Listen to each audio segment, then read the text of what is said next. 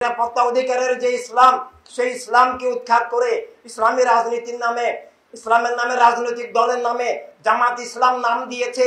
আসলে জামাতে কুফর, জামাতে মুনাফিকি, জামাতে কসাই, জামাতে রাজাকার, জামাতে জবাই, এইভাবে ইসলামকে ধ্বংস করার এগুলো মুনাফিকি ধারা। বাংলাদেশেও বর্তমানে এটাকে ওয়াহাবি রাষ্ট্র করার, শিয়া রাষ্ট্র করার, সালাফি রাষ্ট্র করার, মৌদুদিবাদী রাষ্ট্র করার চক্রান্ত চলছে। ইসলামের ছদ্মনামে ইসলামকে দখল করার, ইসলামের নামে মুয়াবিয়াদের ধারা কায়েমের চেষ্টা চলছে।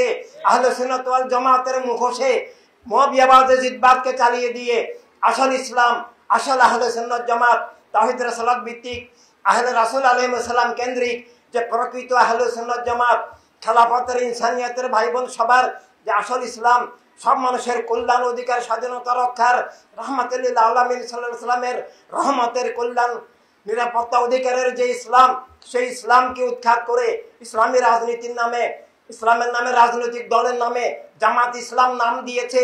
আসলে জামাতে কুফর, জামাতে মুনাফিকি, জামাতে কসাই, জামাতে রাজাকার, জামাতে জবাই, এইভাবে ইসলামকে ধ্বংস করার এগুলো মুনাফিকি ধারা।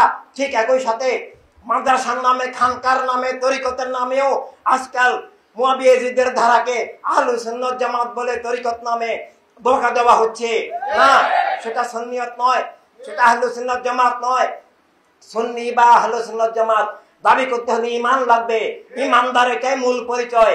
ঈমান না থাকলে, আহলে রাসূলের পথে না থাকলে, খেলাফতের পথে না থাকলে, সব বাতিল থেকে মুক্ত না থাকলে মুসলিম বা সুন্নি সবগুলা ধোঁকা, সবগুলা মুনাফিকি, সবগুলা প্রতারণা। তাই ঈমানদার দাবি হতে হলে, বা আহলে সুন্নাত জামাত দাবি করতে হলে, বা মুসলিম দাবি করতে হলে তাওহীদ রাসালাতের উদ্দেশ্যে মাওলা আল্লাহ কেন্দ্রিক হতে হবে, আহলে রাসূল কেন্দ্রিক হতে হবে।